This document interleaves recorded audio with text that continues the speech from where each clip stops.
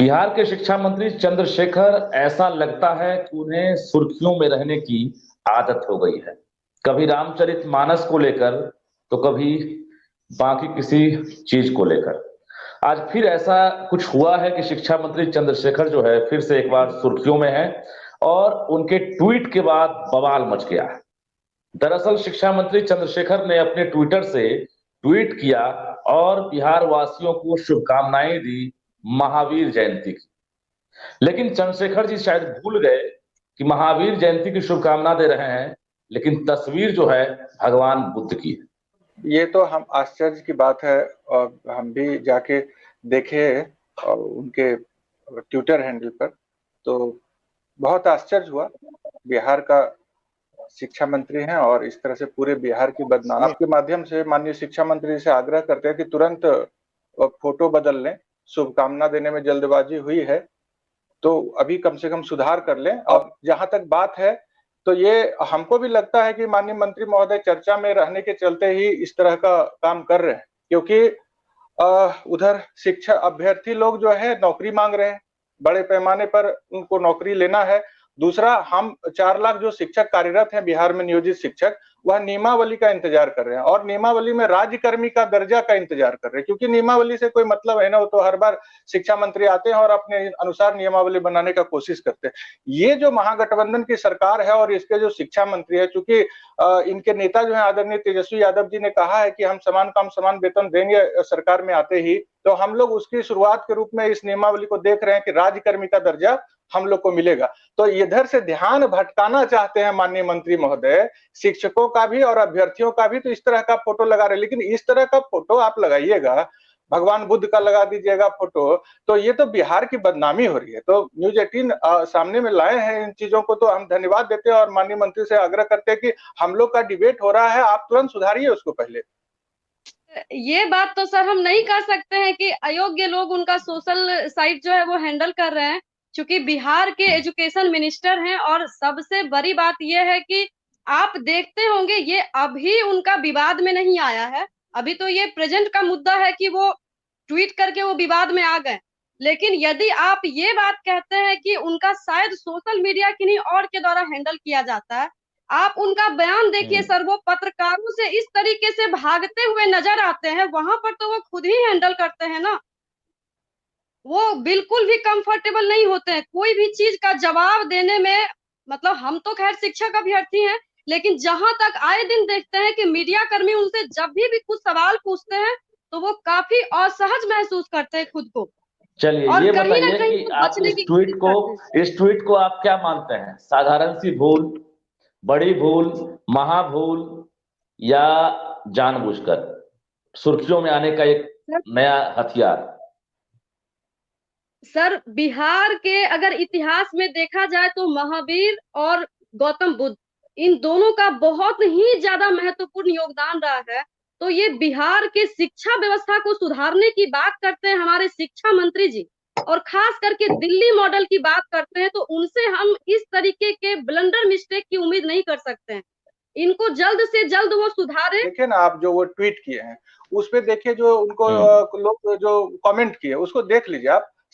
सब सवाल है, खाली सवाल है कि हमारे भाई बहन जो शिक्षक बनने के लिए लाइन में खड़े हैं बरसों से, उनका सवाल है, जवाब नहीं है उनके पास। तो जान रहे हैं कि जो ध्यान भटका दो, फिर इधर लोग ये आ जाएगा कि फोटो जो लगा दिए, इनका लगा दिए, उनका जयंती था उनका फोटो लगा दिए। इसलिए तो हम ये कहते हैं माननीय शिक्षा मंत्री जी से कि हम तो उनको शपथ ग्रहण जिस दिन वो किए थे उसी दिन एक बड़ा बलंडर, वो समझ लीजिए कि आप जो भगवान इनका देख लीजिए, भगवान महावीर कहते हैं सत्य की राह पे चलो, वो तो झूठ से ही शुरू किया अपना मंत्री का कार्यकाल।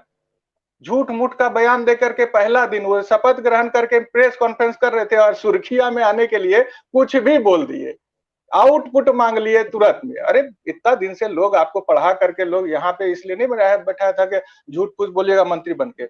हम जैसे शिक्षक उनके पहले बयान से आहत हुए थे जब वह मंत्री बन के आए थे, तो हम तो उनको उसी दिन से देख रहे हैं जब से मंत्री बने हैं, बारीक नजर उन पे रखे, क्योंकि हमको राज्यकर्मी का दर्जा भी चाहिए और समान काम समान वेतन भी चाहिए, यही मंत्री जी से। क्योंकि यही सुर्खिया में, खाली सुर्खी में बने रहने के लिए जानबूझ करके ये सब कृत्य कर रहे हैं। माननीय मंत्री जी से हम साफ साफ कहना चाहते हैं कि 24 लोकसभा चुनाव के पहले बिहार के 4 लाख शिक्षक को समान काम समान वेतन चाहिए। आपके माननीय नेता तेजस्वी यादव के प्रण पत्र के मुताबिक ये सब ध्यान भटकाने से हम लोग का ध्यान नहीं भटक रहा। हम वेट एंड वॉच में, हम लोग शिक्षक है ना, हम अपनी गरिमा समझते हैं। हम सरकार को साल भर का समय दिए थे, वह समय अब पूरा होता जा रहा है। जिस दिन साल भर पूरा होगा, ये सब ध्यान भटकाने से काम नहीं चलेगा। हमारे भाई बहन जो लाइन में, उनको नौकरी दीजिए। 3 लाख नौकरी दे रहे हैं, 3 लाख नौकरी, अरे कब दे रहे हैं भाई? आप दीजिए नहीं, लोकसभा चुनाव में सुफड़ा साफ कर देंगे हम लोग मिलकर के, तो समझ में आ जाएगा। ध्यान भटकाने से कुछ नहीं होने वाला। माननीय मंत्री जी, माननीय मंत्री जी का एक और बात है कि अगर उनके बारे में आप उनको कुछ जानकारी देना चाहिए, उनको कहीं उनकी गलती पर उनको करेक्ट करना चाहिए, तो उसको फिर उससे बातें नहीं करना चाहते।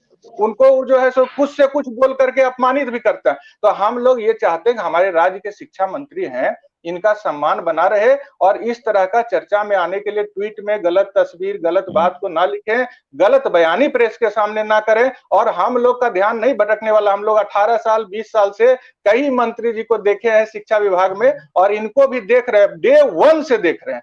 झूठ पहला प्रेस कॉन्फ्रेंस चर्चा में आने के लिए गलत बयान बोलना पड़ेगा। यही बात है सर कि वो गलत करके भी गलत स्वीकार नहीं करना चाहते हैं, क्योंकि आपने अभी हमें शिक्षक समझा था, लेकिन मैं तो शिक्षक अभ्यर्थी हूँ और हम तो शिक्षा मंत्री को शिक्षा मंत्री मानते ही नहीं है। रजनीश भैया से ज्यादा हम लोग के संघर्ष तो कोई नहीं देखे। नहीं, वो तो मानना पड़ेगा मैडम, वो संविधान प्रदत्त वो पद है। अब जो शिक्षा मंत्री है उनको शिक्षा मंत्री मानना पड़ेगा। योग आयोग हम घोषित कर सकते हैं। नहीं बोले थे, मेरा कहने का मतलब ये था सर कि वो शिक्षा मंत्री हैं, लेकिन मैं अपना एक पर्सनल एक्सपीरियंस बताती हूँ। मैं दुर्गा पूजा के टाइम पे उनके फ्लैट पे मिलने गई हूँ। वहां पे बोला जाता है कि जो उनके विधानसभा के लोग हैं उनको मिलवाया जाता है। वहां पे अकेली मैं लड़की में थी, और जैसे ही 7वें चरण का नाम सुनते हैं ऐसे हाथ जोड़ते हैं, बाबू 7वें चरण की बात मत करो। तो क्या हम आपसे प्यार मोहब्बत की बात करें? इसी संदर्भ में मैंने बोला कि वो शिक्षा का बात छोड़ के और दुनिया में हर चीज पे बात करने के लिए आते हैं। वो हमेशा कहते हैं ना, हम लोग की तो जिंदगी बर्बाद कर दिए हैं, तो हम लोग क्या करें? हम लोग भी तो इसी प्लेटफॉर्म पे अपनी आवाज रखेंगे ना। अभी 24 फरवरी का डेट दे करके और हम लोग के मुद्दे को डाइवर्ट करने के लिए वो कुछ और न्यू मुद्दा निकालते हैं, कभी रामचरितमानस तो कभी कुछ और मुद्दा, ताकि शिक्षक अभ्यर्थियों का जो मुद्दा है वो कहीं ना कहीं दब जाए। चाहे जो भावी शिक्षक है, चाहे जो शिक्षक बने। अनामिका जी बताइए, अनामिका जी देखिए, अनामिका खत्म हो गया, वो आप लोग आंदोलन जो किए थे उसका रिजल्ट तो कुछ मिला नहीं, सत्र खत्म हो गया। सर मिला ना रिजल्ट, मिला ना रिजल्ट। मांगा रोजगार, मिली लाठियां। आप देखे होंगे कभी पार्क से लाठी मार के भगाया जाता है, तो कभी डाक बंगला चौराहे से पार्क में। सर ऐसा कैसे कोई कह सकते हैं कि तुम पार्क में क्यों आए हो तो सीटेड बीटेड वाले में ही है ना।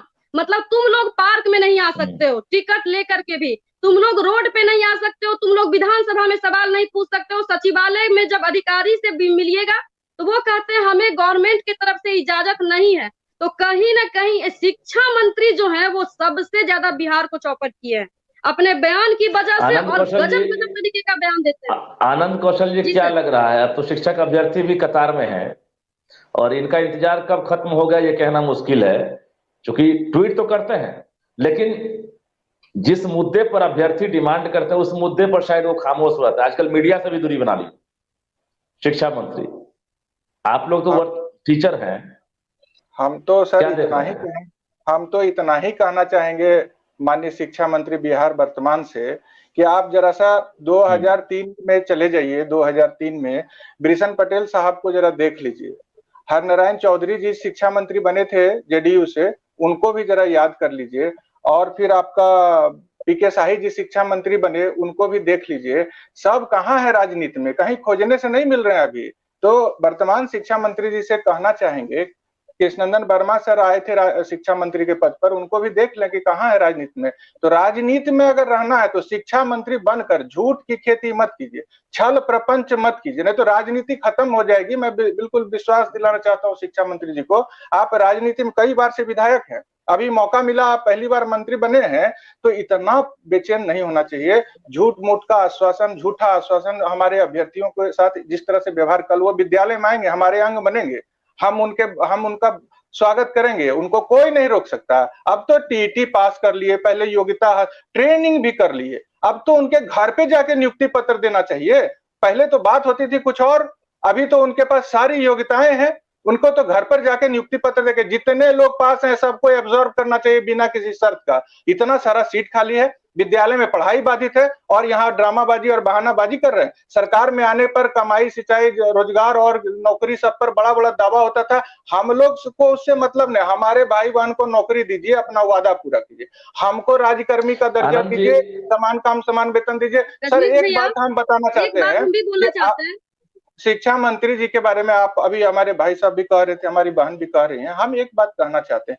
आप लोग जो कह रहे हैं कि ये है, भूल है, ऐसे वैसे, अभी हम आपको बताना चाहते हैं माननीय मुख्यमंत्री जी कई मामले को लेकर डायरेक्ट इंटरफेयर किए। शिक्षा मंत्री को समझाएं सार्वजनिक रूप से। अभी कैबिनेट की बैठक को सार्वजनिक करना या कैबिनेट के बैठक में जो प्रस्ताव जाता है उसको पहले ही बता करके सोशल मीडिया में सनसनी फैलाना, मीडिया में सनसनी फैलाना, माननीय मुख्यमंत्री कहें कि ऐसा मत करिए, जब कैबिनेट से पास हो जाए तब उन बातों को आप लेके आइए सामने में, तो आप शिक्षा मंत्री के बारे में समझ सकते हैं। और यह मीडिया में बने रहने के लिए क्या क्या कर सकते हैं, जो मन में आता है करिए। बिहार को बदनाम किसी के कारण भी नहीं होना चाहिए, चाहे उसके बाद आनंद कौशल जी, उसके बाद इन्होंने दोबारा ट्वीट नहीं किया।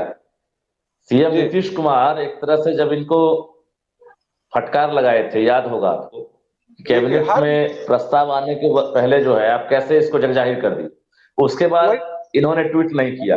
ट्वीट किया है, अब शुभकामना, बधाई, इस मुद्दे पर ट्वीट करते हैं, जैसे आज ट्वीट किए आरजेडी को लेकर। बताइए अनामिका। एक चीज हम भी पूछना चाहते हैं कि हम हमारे शिक्षा मंत्री जी का बस 2 सवाल का जवाब चाहते हैं।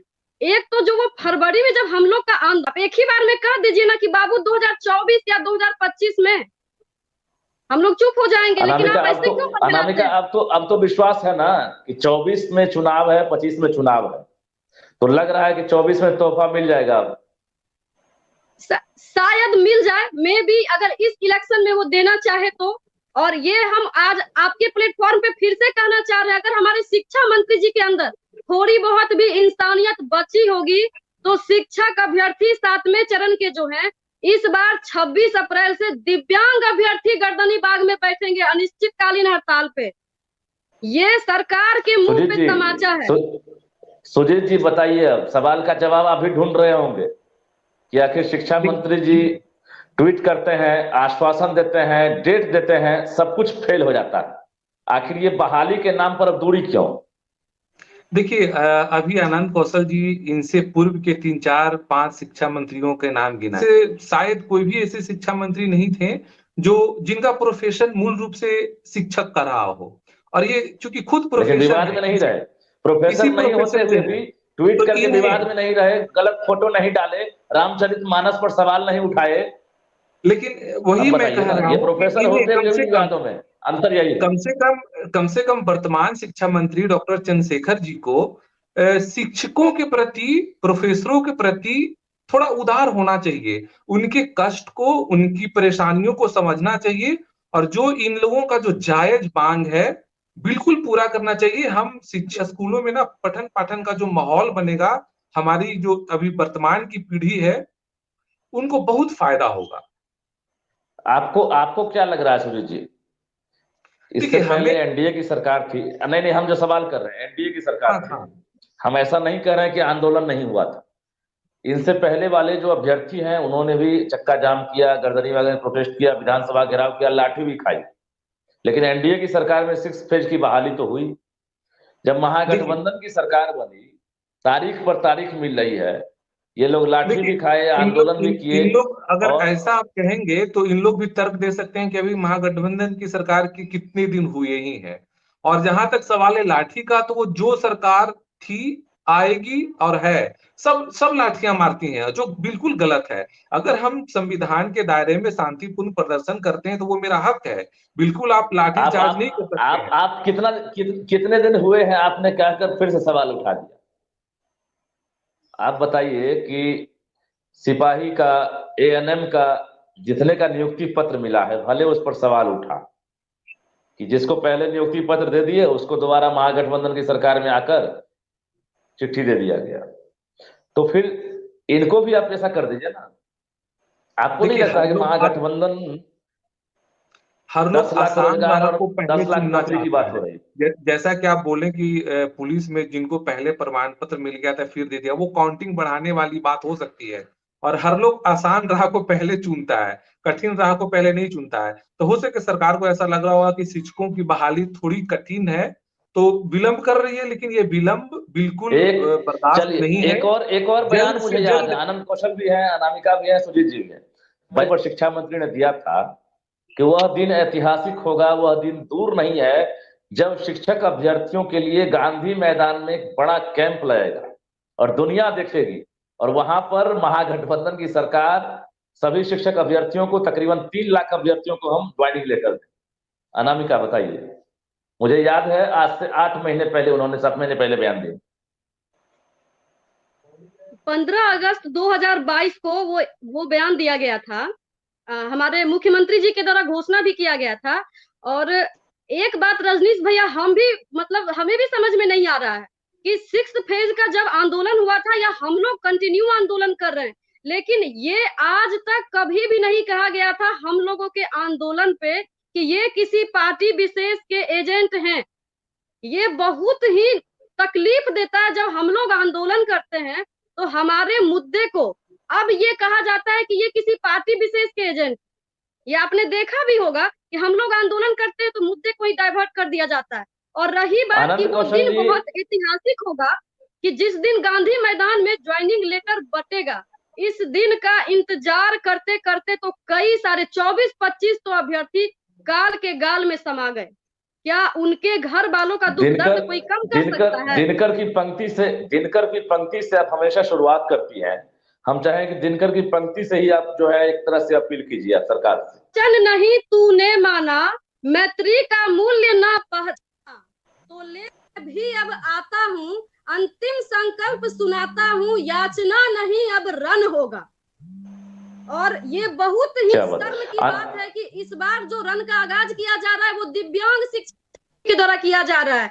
26 अप्रैल से वो लोग गर्दनी बाग में बैठ रहे हैं। आखिर वो लोग जाए तो कहाँ जाए, क्योंकि हम लोग पूरी तरीके से कोशिश करते हैं। हमारी इज्जत तो छोड़ दीजिए, दिव्यांग की तो कम से कम सुन ले। सरकार से गुहार लगा रहे हैं। हम यही कहना चाहते हैं। आप लोग वर्तमान में टीचर हैं, आप लोग बताइए कि अभी फिलहाल जो शिक्षा व्यवस्था है, क्या लग रहा है कि अब धीरे धीरे उसमें सुधार है, गुणात्मक बदलाव आ रहा है? सर, व्यवस्था तो शिक्षा विभाग का आदमी को देखना अपना नजरिया है। हम लोग तो बिना स्कूल में ना कोई सुविधा था, ना कमरा था, ना कोई व्यवस्था था, ना किताब कभी था, तब भी हम लोग पढ़ा रहे थे। हम लोग तो विपरीत स्थिति में, जब स्कूल में कोई बुनियादी सुविधा नहीं था, तब हम लोग पढ़ा रहे थे। और आज तो सरकार जो सुविधा दी, आज भी सुविधा नहीं, शिक्षक का घोर अभाव है। अभी देखिए सत्र प्रारंभ हो गया, अभी तक किताब नहीं आया। मार्च में किताब पहुंचा देने का गारंटी दिए थे शिक्षा मंत्री जी, अभी तक किताब नहीं आया। कुछ किताब आया, उस पर ट्वीट नहीं किए, उस पर ट्वीट कहाँ आया? अभी तक किताब पर कहाँ ट्वीट? देखिए वैसे चीजों पर कहाँ ट्वीट है कि जो एक शिक्षक, जिस विद्यालय में मात्र एक शिक्षक है, उसमें कब शिक्षक हम देंगे जिससे पढ़ाई रास्ते पर आएगा? हजारों के तादाद में ऐसे स्कूल हैं बिहार में जहां शिक्षक के अभाव में पढ़ाई चरमराया हुआ है। लोग अपने जान, हम लोग तो जवानी लगा दी अपना। बिहार के लाखों लोग तो खून को सुखा करके 5 शिक्षक के बदले अकेले दम पर पढ़ाई को किसी तरह से लेकर के बच्चों को पढ़ा रहे हैं, क्वालिटी एजुकेशन देने का कोशिश कर रहे हैं। स्थिति जमीन पर बहुत ही खराब है। शिक्षक का तो हम भगवान से प्रार्थना करते हैं उनको इसी तरह शक्ति देते रहे कि विपरीत परिस्थिति में भी वो अपना कर्तव्य का निर्वहन करते ही रहे। हमको हिम्मत नहीं है कि शिक्षक को कह दें कि आउटपुट दीजिए, लेकिन हम इतना जरूर कहते हैं कि शिक्षा मंत्री जी, शिक्षक तो 17-18 साल से कम पैसे में, अल्प वेतन में अपना बेस्ट परफॉर्मेंस दे रहे हैं। आज आप आए हैं तो कम से कम कुछ सुविधा बढ़ाइए। किताब समय पर हम लोग इंतजार कर रहे हैं, उसको पहुंचाइए। वर्ग कक्ष के लिए हम लोग परेशान हैं, पर्याप्त वर्ग कक्ष बनवा दीजिए। शौचालय हमारी बड़ी बच्चियों के लिए जरूरत है सभी स्कूल में, उनके लिए बनवा दीजिए। जितना भी स्कूल है नीचे में बच्चा बैठता है तो हीन भावना तो आएगा, उनके लिए कम से कम बेंच डेस्क मंगवा दीजिए। आपके ऐसा शिक्षा मंत्री होने के बाद भी बेंच डेस्क का अभाव है। तो हम आज न्यूज 18 के माध्यम से पुनः कहना चाहते हैं कि गांधी मैदान में आप नियुक्ति पत्र कब बांटिएगा, नहीं बांटिएगा हमको पता नहीं, लेकिन अगर सिर्फ शीघ्र सभी हमारे अभ्यर्थी की बहाली आप नहीं करते हैं और हम शिक्षकों के लिए नई नियमावली में राज्यकर्मी का दर्जा और समान वेतनमान देने का घोषणा नहीं करते हैं, तो आने वाले कुछ महीना के बाद हम रैली से गांधी मैदान को पट देंगे। पूरा 4 लाख शिक्षक खचाखच गांधी मैदान में होगा और सरकार के नींव को हिला देंगे। महागठबंधन सरकार को झकझोर के रख देंगे। हम तो कहना चाहते हैं महागठबंधन के सभी आदरणीय नेता तेजस्वी यादव से कि शिक्षा मंत्री जी को समझाइए, नहीं तो ये सरकार को गड़बड़ा देंगे, ये सरकार को चरमरा देंगे। इनका जो बोली और व्यवहार है, इनसे सब लोग व्यथित हैं, हम जैसे सारे लोग। सुजीत जी क्या कहेंगे, जिस तरह से इंफ्रास्ट्रक्चर की हालत है, ह्यूमन रिसोर्सेज की हालत है, ऐसे में क्वालिटी एजुकेशन की उम्मीद कैसे करें? इस पर तो ट्वीट हो नहीं रहा, ना तो संसाधन पर ट्वीट कर रहे हैं, ना कॉपी किताब पर ट्वीट कर रहे हैं, ना ह्यूमन रिसोर्सेज पर ट्वीट कर रहे हैं। कैसे आएगा क्वालिटी एजुकेशन, ये बताइए। देखिए राज्य के जितने भी सरकारी विद्यालय हैं उसमें 50% से अधिक विद्यालयों में बुनियादी सुविधाओं की कमी है, चाहे वो भवन से रिलेटेड हो, बेंच डेस्क से रिलेटेड हो, शौचालय से संबंधित हो या किताब कॉपी से रिलेटेड हो। कमी है, इसमें कोई दो मत नहीं है। इसके बावजूद आप देख रहे होंगे मैट्रिक और इंटर का रिजल्ट कितना बेहतर सरकारी विद्यालय के बच्चे कर रहे हैं। इसके लिए सिर्फ और सिर्फ हमारे शिक्षक साधुवाद के पात्र हैं, बधाई के पात्र हैं। तो मैं शिक्षकों से ये दरख्वास्त करूंगा, विनती करूंगा और उनसे प्रार्थना करूंगा कि चाहे आपके सामने जो परेशानी आए, जो परिस्थिति आए, आप अपने मूल काम को कभी ना छोड़े। जो आपके पास जो नए पौध जा रहे हैं, सरकार से क्या कहना चाहिए? आप सींचे और उनमें अच्छी गुणवत्ता की शिक्षा दें, ताकि वो विद्यालय, शिक्षक और राज्य का नाम यूं ही रोशन करते रहें। और सरकार से हमारी शिक्षा मंत्री से क्या कहना चाहेंगे? सरकार से, शिक्षा मंत्री से हमारी अपील है कि आप जो भी बुनियादी सुविधाएं होनी चाहिए, बिल्कुल प्राइवेट स्कूलों की तर्ज पे, अगर आप ब्रांडेड प्राइवेट स्कूल के तर्ज पे आप नहीं भी कर सकते हैं, तो कम से कम आप जो केंद्रीय विद्यालय है उतनी सुविधा तो आप दे सकते हैं ना। उतनी सुविधा आप राज्य के सरकारी विद्यालयों में वो सुविधा उपलब्ध करवाएं। मैं दावे के साथ कह सकता हूं कि हमारे विद्यालय, बिहार सरकार का जो भी सरकारी विद्यालय है, वो केंद्रीय विद्यालय को या तो टक्कर देगा या उससे ऊपर जाएगा। हमें चलिए, सपना देखना गुनाह नहीं है, बड़े सपने देखना भी जरूरी है। और क्या कुछ कहेंगे? हम लोग का बात कर रहे हैं, पत्रकार साहब भी कह रहे हैं कि केंद्रीय, चलिए प्राइवेट छोड़िए, प्राइवेट से तो हम लोग बहुत आगे। केंद्रीय विद्यालय के तर्ज पर शिक्षक को वेतन मिल जाए, राज्यकर्मी का दर्जा मिल जाए, समान काम समान वेतन मिल जाए। जैसा केंद्रीय विद्यालय के शिक्षक को वेतनमान है, वैसा वेतनमान और सुविधा हमको हो जाए, वैसा इंफ्रास्ट्रक्चर भी हो जाए। हम धन्यवाद देते हैं पत्रकार साहब को कि चलिए आपने इस बात को शिक्षकों के पक्ष में रखा है और बहुत जरूरी है शिक्षा में परिवर्तन के लिए इन मांगों को पूरा किया जाना।